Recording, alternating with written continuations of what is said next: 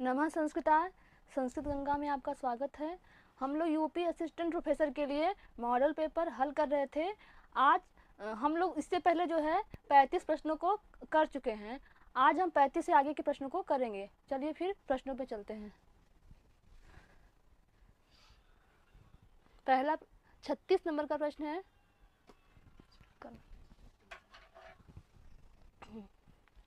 कामिनी गंड इव पांडुः इत्यत्र केन सूत्रेण समासो अभवत्।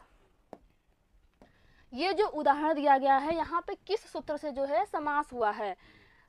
तत्र तस्यैव तेन तुल्यं क्रिया चेद्वतिः उपमानानि सामान्य वचनैः उपमानादाचरे ये सूत्र भी आया उसमें। तो यहाँ पे जो है उपमानानि सामान्य वचन से समास हुआ है। हाँ, इस सूत्र से जो यहाँ पे समास हुआ है। और ये जो मतलब जहाँ पे उपमा अलंकार बताया गया वहाँ के उदाहरण में ये दिया गया है। ठीक है, ऑप्शन कौन सा सही हो गया? ऑप्शन सी सही है। चलिए आगे चलते हैं। प्रश्न 37 है। पौरम सुतीयति जनम समरांतरे रेखांकित पदे केन सूत्रेण कः प्रत्ययः। विकल्प है उपमानादाचारे सूत्रेण क्यच प्रत्ययः, अधिकरणाच्च सूत्रेण क्यच प्रत्ययः, अधिकरणाच्च सूत्रेण क्यंग प्रत्ययः, उपमाने कर्मणि च सूत्रेण णमुल प्रत्ययः। तो यहाँ पे हमारा कौन सा विकल्प सही हो जाएगा? विकल्प ए सही है। उपमानादाचारे सूत्रेण क्यच प्रत्यय। रेखांकित पद में तो यहाँ पे सुतीयति में यहाँ पे क्यच प्रत्यय है। हाँ हाँ, ये भी उपमा के उदाहरण में वहाँ पे काव्य प्रकाश में दिया गया है। चलिए 38 नंबर का प्रश्न देखते हैं। नारीयते समरसिम्नि कृपाण पाणेरालोक्य तस्य चरितानि सपत्न सेना रेखांकित पदे कः प्रत्ययः। विकल्प हमारे हैं क्यंग, क्यच, यक, श्यन। तो यहाँ पे कौन सा प्रत्यय हो जाएगा? क्यंग प्रत्यय है। जो ये नारियती है यहाँ पे क्यंग प्रत्यय लगा हुआ है। आगे चलते हैं 39 नंबर प्रश्न पर। साप्ततिकम पदे प्रत्यय वर्तते। हमारे सिलेबस में तर्तिक प्रत्यय है ना, उसी से ये प्रश्न है। हमारे विकल्प हैं ठक प्रत्यय, ठय प्रत्यय, कय प्रत्यय, इकक प्रत्यय। तो यहाँ पे जो है साप्ततिकम में ठय प्रत्यय है। तेन कृतम सूत्र से यहाँ पे ठय प्रत्यय है। हाँ, आगे चलते हैं 40 नंबर प्रश्न है। भूस्वोस्तिंगी सूत्रस्य कार्यम वर्तते। ये जो सूत्र दिया गया है इस सूत्र का कार्य क्या है? विकल्प है गुण विधानम, गुण निषेधः, याशुटागमः, गुण वृद्धयोः निषेधः। तो यहाँ पे जो भूस्वोस्तिंगी सूत्र है ये गुण का निषेध करता है। हाँ, ऑप्शन बी सही है। जब हम लोग लुंग लकार का रूप बनाएंगे भू आदि धातुओं का तो वहां पे ये सूत्र काम करेगा। तो अभूत अभूताम बनता है वहां पे रूप। प्रश्न 41 है। आभ्यंतर प्रयत्नेषु कयोः अंतर्भावः न भवति। यहाँ पे ना ध्यान देना है, न भवति। विकल्प देखेंगे। पहले दिया गया 5 दिया गया ऑप्शन, उसके बाद उसको हमको विकल्प चुनना है। हाँ, वहां चुनना है। पृष्ठानाम, ईशत स्पृष्टानाम, संवाराणाम, विवाराणाम या घोषाणाम। यहाँ पे ना है ना, तो ये स्पृष्टानाम होता है, ईशत स्पृष्टा होता है। ये 3 जो है वो उसमें आते हैं, क्या कहते हैं, बाह्य में आते हैं, बाह्य प्रयत्न में आते हैं। तो विकल्प देखेंगे हमारा। तो जो यहाँ पे क्या है ना, यहाँ पे गलती होगी। यहाँ पे 1 होना चाहिए, यहाँ पे ये नहीं रहेगा। नहीं तो 2 विकल्प सही हो जा रहा है, यहाँ पे 1 रहेगा। ठीक है, तो हमारा इस हिसाब से विकल्प 3 और 5 ये सही हो जाएगा। विकल्प सी सही है। आगे चलते हैं। प्रश्न 42 व्याकरण का प्रश्न है। यवलाः कतिधा भवन्ति। द्विधा द्विधा त्रिधा द्विधा त्रिधा एकधैव पंचधा। तो यहाँ पे यवला जो व्याकरण में लघु सिद्धांत कौमुदी में कितने बताए गए हैं? द्विधा। य व ल ये जो इनके दो प्रकार हैं, अनुनासिक और अननुनासिक, दो प्रकार के हैं। आगे चलते हैं 43 नंबर प्रश्न पे। स्थाने अंतरतमः इदम कीदृश प्रकारकम सूत्रम। ऑप्शन है हमारे अधिकार सूत्रम, विधि सूत्रम, परिभाषा सूत्रम, संज्ञा सूत्रम। तो ये जो स्थाने अंतरतम सूत्र है ये परिभाषा सूत्र है। विकल्प हमारा सी सही हो जाएगा। आगे चलते हैं 44 नंबर प्रश्न पे। ढलोपे पूर्वस्य दीर्घोड़ः सूत्रस्य उदाहरणम नास्ति। नास्ति पे ध्यान देना है, नास्ति। पुनरमते अंतरराष्ट्रीयः दाशरथी रामः विष्णु इमौ।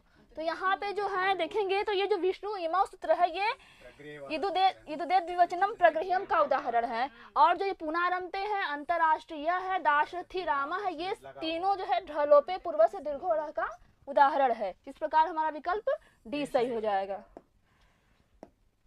आगे चलते हैं प्रश्न 45 पर।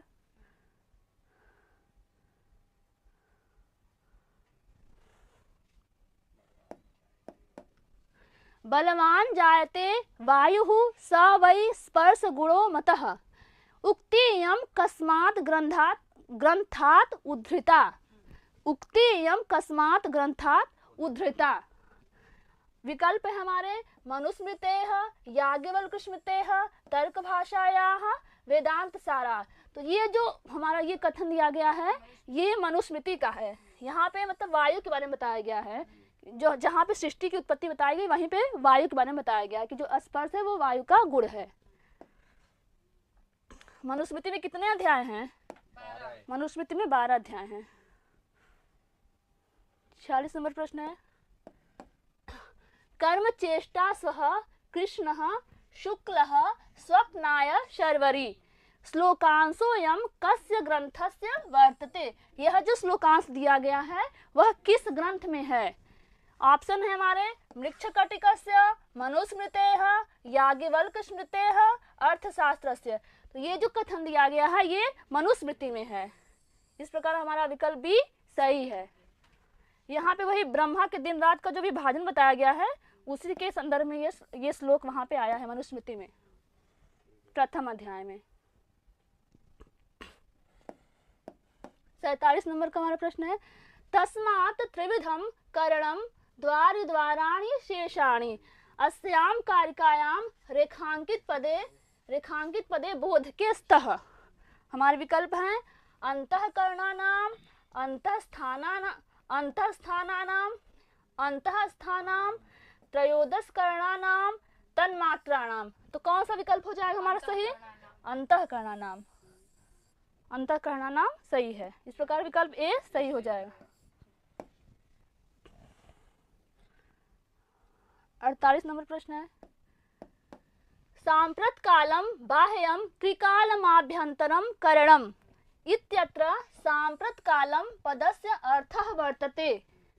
विकल्प है वर्तमान कालम, भूतकालम, भविष्यत कालम, त्रीणि एव। ये एरा हो गया है, एव होगा यहाँ पे, त्रीणि एव। तो यहाँ पे विकल्प हमारा क्या से हो जाएगा? सांप्रत काल पूछ रहा है ना, तो यहाँ पे वर्तमान काल, हाँ वर्तमान काल सही हो जाएगा। इस प्रकार विकल्प ए सही है। 49 नंबर देखते हैं। 49 नंबर प्रश्न है। ते प्राग धातोः सूत्रे अस्मिन् ते पदेन केषां बोधः भवति। विकल्प है अट आगमस्य, गति संज्ञकानां, उपसर्गाणां, बी एवं सी उभयोः। तो यहाँ पे जो ते प्राग धातु सूत्र है, यहाँ पे ते पद का अर्थ है गति संज्ञकानां और उपसर्गाणां। इस प्रकार हमारा बी एवं सी दोनों सही हो जाएगा। विकल्प डी सही है। विकल्प डी सही हो जाएगा।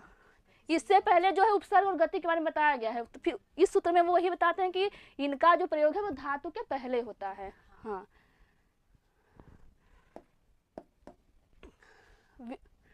50 नंबर पर देखिए, व्याख्यान तो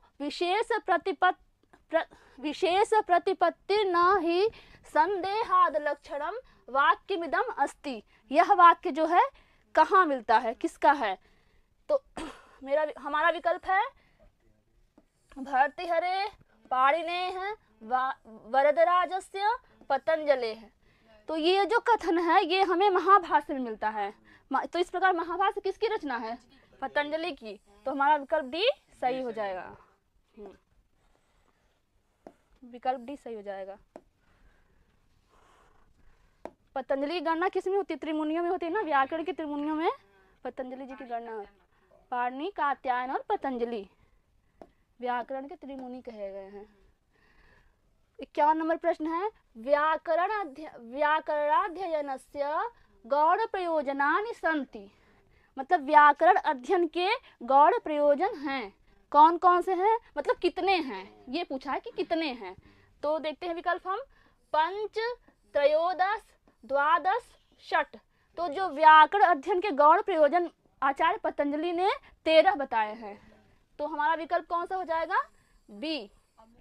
हाँ, बी सही हो जाएगा। 13 गौड़ प्रयोजन है और 5 जो है मुख्य प्रयोजन बताए हैं। रक्षा, उह, आगम, लघु और असंदेह।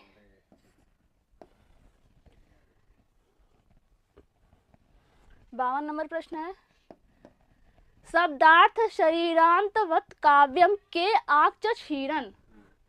विकल्प हमारे हैं अभाववादिनः, लक्षणवादिनः, अभिहितान्वयावादिनः, अनिर्वचनीयतावादिनः। तो इसमें विकल्प कौन सा सही हो जाएगा? अभाववादिनः। अभाववादिनः सही है। ये प्रश्न कहाँ का है? ये है ध्वन्यालोक का है। ध्वन्यालोक किस में 3 प्रकार के हैं ना? हाँ, तो उन्हीं के मत में आया है ये। ध्वन्यालोक किसकी कृति है? आनंदवर्धन की। और इसमें कितने उद्योत हैं? 4। हाँ,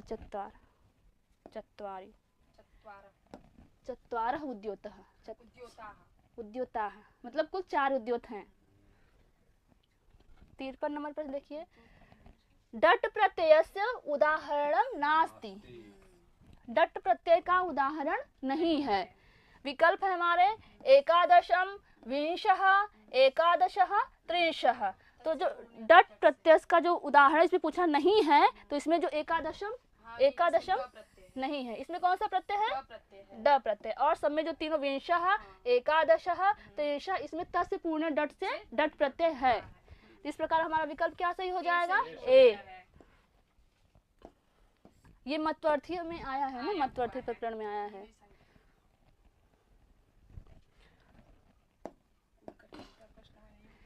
ऋकारादयो नामिनः स्वराः। यहाँ बीच में रिक्त स्थान है, रिक्त स्थानम पूरयत, इसे भरना है हमें। ये ऋक् प्रातिशाख्य का है प्रश्न। 5, 6, 9, 10। तो जो नामिन स्वर हैं वो ऋक् प्रातिशाख्य में 10 बतलाए गए हैं। ये कारिका ही पूरी उसमें आई है।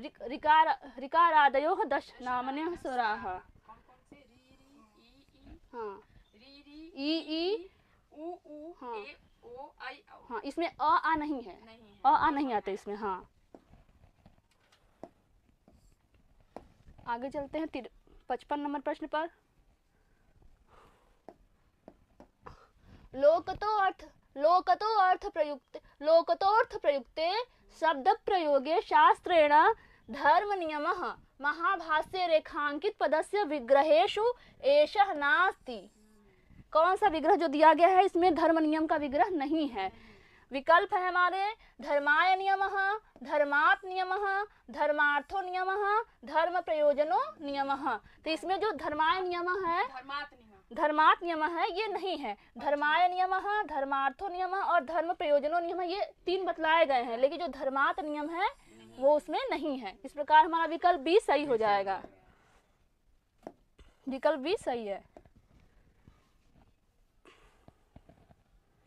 56 नंबर प्रश्न है, ब्रह्मणो जिज्ञासा ब्रह्म जिज्ञासा इत्यत्र ब्रह्मणः इत्यस्मिन् पदे कस्मिन् अर्थे षष्ठी अभवत। विकल्प है हमारे कर्मणि इत्यर्थे, शेषे इत्यर्थे, द्वयोरेव अर्थे, कस्मिन्नपि नार्थे। तो इसमें कौन सा विकल्प सही हो जाएगा? कर्मणि, कर्मणि इत्यर्थे। हाँ, कर्म के अर्थ में यहाँ पे षष्ठी विभक्ति हुई है। हाँ, उसी की व्युत्पत्ति है। ये ब्रह्मसूत्र में आया है, ब्रह्मसूत्र का प्रथम सूत्र है। 57वां प्रश्न, नाट्य मंडपस्य रक्षणे कः नियुक्तः? ए चंद्रमाः, अग्निः, सुरेंद्रः, वायुः। तो जो नाट्य मंडप की रक्षा में नियुक्ति की गई है उसमें चंद्रमा की नियुक्ति की गई है। इस प्रकार हमारा विकल्प ए सही हो जाएगा। और जो हाँ, रंगवेदी की नियुक्ति के लिए, मतलब रक्षा के लिए, रंगवेदी की रक्षा के लिए अग्नि की नियुक्ति की गई है। तो यहाँ पे जो पूछा है प्रश्न उसके हिसाब से ए चंद्रमा सही हो जाएगा। ये नाट्य शास्त्र में आया है। 58 नंबर प्रश्न है, पार्श्वे च रंगपीठस्य स्थितवानस्वयं रिक्तस्थानं पूरयत। विकल्प है हमारे महेंद्रः, ब्रह्मा, सुरेंद्रः, विद्युत। तो ये हमारा कौन सा विकल्प सही हो जाएगा? महेंद्रः विकल्प सही हो जाएगा। 59 नंबर प्रश्न है, अनुभावो विकारस्तु क्रिया संसूचनात्मकः, भाव संसूचनात्मकः, रूप संसूचनात्मकः, भेद संसूचनात्मकः। तो जो अनुभाव होता है वो अनुभाव भाव संसूचनात्मक होता है, इसलिए विकल्प बी सही हो जाएगा। आगे चलते हैं 60 नंबर प्रश्न पर। प्ररोचना का वर्तते, प्ररोचना क्या है? ये 10 रूपक का प्रश्न है। विकल्प है हमारे उन्मुखीकरणम प्रशंसातः, प्रत्युन्मुखीकरणम प्रशंसातः, काल साम्य समाक्षिप्त प्रवेशः, संक्षिप्ति ही शिल्प योगतः। तो हमारा जो इसमें 10 रूपक में प्ररोचना के बारे में बताया गया है, तो वहां पे लक्षण में आया है उसके उन्मुखीकरणम प्रशंसातः। इस प्रकार विकल्प ए हमारा सही हो जाएगा। आगे चलते हैं 61 नंबर प्रश्न। भारती वृत्तेः कति अंगानि? 5 3 4 2। भारतीय वृत्ति के कितने अंग हैं? तो भारतीय वृत्ति के कितने अंग हैं? 4 अंग हैं। तो हमारा विकल्प सी सही हो जाएगा। कौन कौन से अंग हैं? इसमें 4 अंग बताए गए हैं, आप लोग देख लीजिए कौन कौन से हैं। 62 नंबर प्रश्न है, दश रूपक कारमते विप्रलब्धा नायिका अस्ति। 10 रूपक के अनुसार विप्रलब्धा नायिका है। इसमें लक्षण दिए गए हैं, बताना है हमें। विकल्प है दूर देशांतरस्थे तु कार्यस्य उक्त समयं प्राप्ते अति विमानिता अमर्षाद विधते अनुशयार्थ युक मुदा स्वम मंडयत्यस्यति प्रिये। तो इसमें जो विकल्प हो जाएगा वो है बी सही है, कि जो समय दिया गया है उस समय पे जब नायक नहीं आता है तो वो जो नायिका है वो विप्रलब्धा कही जाती है। इस प्रकार हमारा विकल्प बी सही हो जाएगा। 63 नंबर प्रश्न देखते हैं।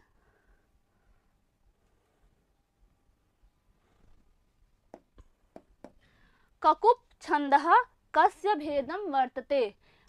ककुप जो छंद है वो किसका भेद है? विकल्प है हमारे उष्णिक छंदसः, जगति छंदसः, त्रिष्टुप छंदसः, बृहति छंदसः। तो जो ककुप छंद है वो उष्णिक छंद का भेद है, ये निरुक्त में आया है इसका वर्णन। तो इस प्रकार विकल्प हमारा ए सही हो जाएगा, उष्णिक छंदसः। 64 नंबर प्रश्न है,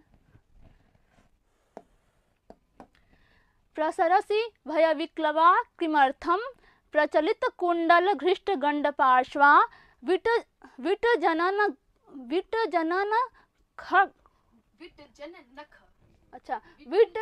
नख खट्टितेव वीणा जलधर गर्जित भीत सारसीव। मृक्ष कटके इयम कस्य उक्ति है, मृक्ष कटकम में ये किसकी उक्ति है? विकल्प है हमारे शकारस्य, विटस्य, चेटस्य, विदूषकस्य। तो मृक्ष कटकम में ये कथन किसका है? विट का है। और ये हाँ वो सकार से बोलता है। और इसमें जो वर्णन है भागती हुई वसंत सेना का वर्णन है। ये मृक्ष कटकम के प्रथम अंक में आया है। तो हमारा यहाँ पे कौन सा विकल्प सही हो जाएगा? विट। हाँ बी सही है।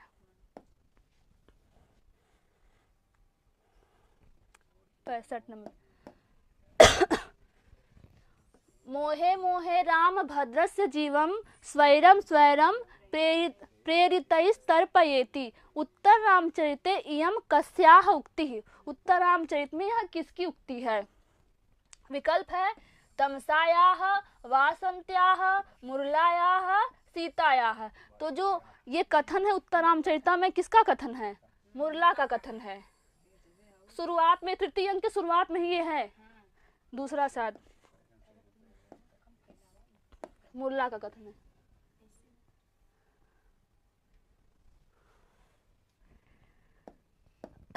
छाछ नंबर पर देखिए। हाँ, अविनाशिनम अग्राम्यम अकरोत् सातवाहनः विशुद्ध जातिभिः कोशम रत्नैरिव सुभाषितः। श्लोकोऽयं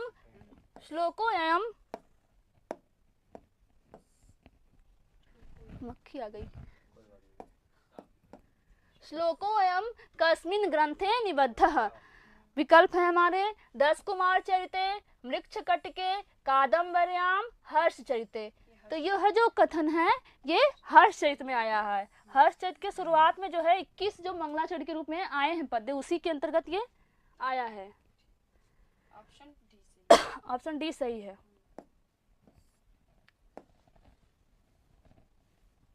67 नंबर प्रश्न है। आखंडल समो भर्ता जयंतम प्रतिमः श्रुतः आशिरण्यानते योग्या पौलमी सदृशी भव। अभिज्ञान शाकुंतले इयम कस्य उक्तिः। विकल्प है हमारे मारीचस्य, कण्वस्य, सांग्रवस्य, गौतम्याः। तो यह जो अभिज्ञान शाकुंतलम में किसका कथन है? मारीच का। ये शकुंतला को आशीर्वाद देते हैं। इस प्रकार विकल्प कौन सा सही हो जाएगा? विकल्प ए मारीचस्य। 68 नंबर प्रश्न देख लीजिए। सभामेति कितवः पृक्षमाणो जेष्यामिति तन्वा शुशुजानः मंत्रांशो अयम कस्य सूक्तस्य। यह जो मंत्र दिया गया है वो किस सूक्त का है? विकल्प है सवित्री सूक्तस्य, विष्णु सूक्तस्य, अक्ष सूक्तस्य, विश्वदेवा सूक्तस्य। तो किस सूक्त का है? अक्ष सूक्त का है। हाँ, अक्ष सूक्त जो है वो ऋग्वेद के 10वें मंडल का है। 10वें मंडल के 34वां। हाँ।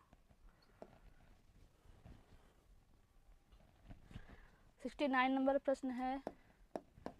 मधुमद कला मधुकरा मदनार्ताभिः प्रियाभिरूपगूढ़ाः पादन्यास विषण्णा वयमिव कांता वियुक्ताः स्युः। श्लोकोऽयं कस्मिन् ग्रंथे निबद्धः। यह जो श्लोक है वो किस ग्रंथ में आया है? तो विकल्प है स्वप्नवासव दत्ते, मृक्ष कटके, नागानंदे, हर्ष चैते। तो यह जो श्लोक है वो स्वप्नवासव दत्तम में आया है और राजा उदयन का कथन है। ये राजा उदयन का कथन है, विदूषक से कहते हैं वो। हाँ, स्वप्नवासव दत्तम भास की रचना है और इसमें 6 अंक हैं। वीची वातहि शीकरप छोद शीतैर आकर्षद्भिः पद्म किंजलक गंधान इत्यत्र वृत्तम वर्तते। मतलब इस श्लोक में जो कौन सा वृत्त मतलब छंद कौन सा है, इसमें हमें छंद बताना है। विकल्प है वसंत तिलका, मंदाक्रांता, शालिनी, वंशस्थम। तो ये जो श्लोक है इसमें शालिनी छंद है और शालिनी छंद में कितने वर्ण होते हैं? एक पाद में 11 वर्ण होते हैं। हाँ, मत्तौ गौ चेत शालिनी भोग लोक, ये लक्षण है। और इसमें कितने पे यति होती है? 4। हाँ, क्योंकि वेद लोक ही है तो 4 वेद हैं और 7 लोक हैं। हाँ। चलिए, इस प्रकार हमारा आज का प्रश्न 70 पूरा हुआ।